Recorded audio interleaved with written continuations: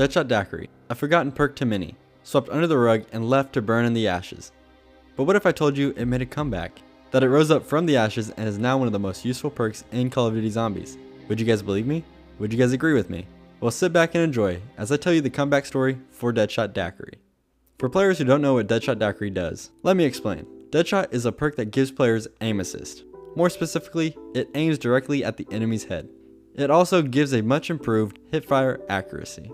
This results in an easier way to kill the zombies. Although it does not appear on every map in Call of Duty, it first appears on Black Ops 1 on the map known as Call of the Dead.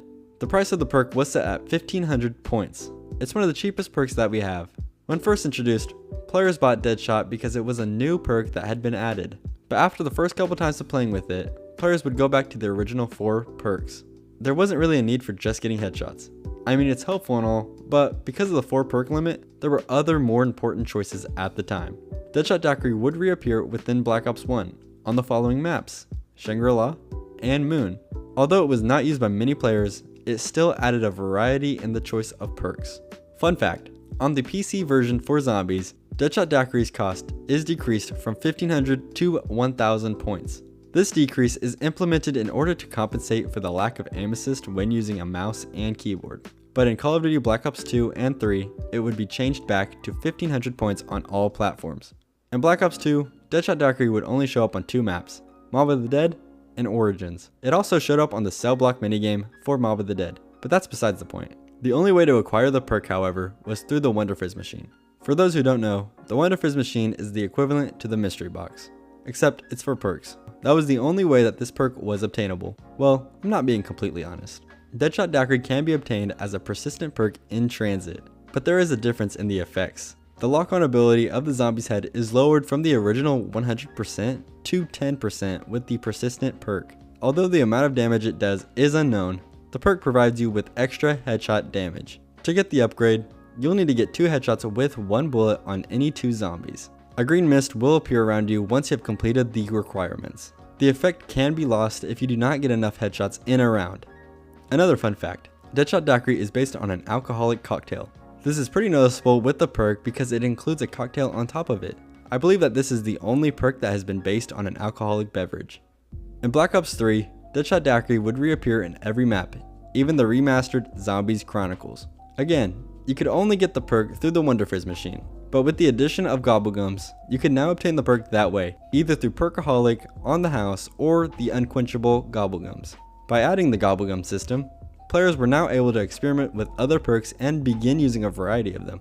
This alone gave Deadshot Daiquiri the chance to make its comeback. Fun fact time again. Did you guys know that in Zetsubo no Shima, the only way to obtain Deadshot Daiquiri is through the various Gobblegums or a grown fruit plant?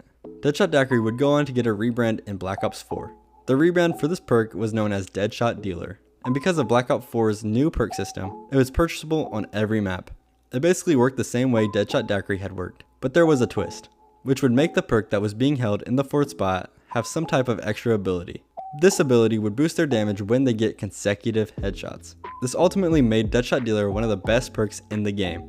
I made sure I had this perk in my slot for every game, especially when having it in the modifier spot. If Black Ops 3 didn't make this perk relevant, then this was the game in which it did. Now the story of Deadshot Daiquiri concludes here, in Cold War.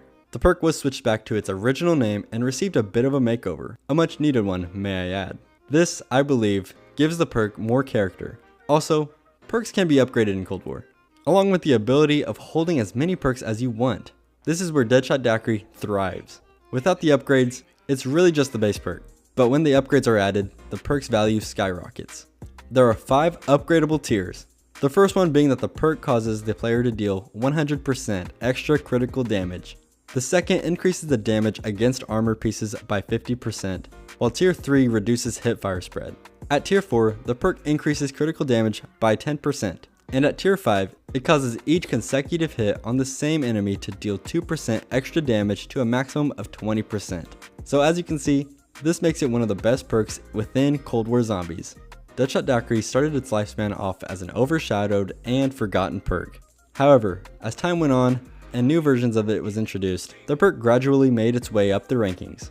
It is now one of the better perks to use in Call of Duty Zombies. So ladies and gentlemen, this has been the rise of Deadshot Daiquiri. I hope you guys enjoyed this. If you did, then consider subscribing. I would very much appreciate it. And if you guys like these type of videos, consider checking the one I made on the downfall of Quick Revive. Anyways, I'll see you guys in the next one. Peace.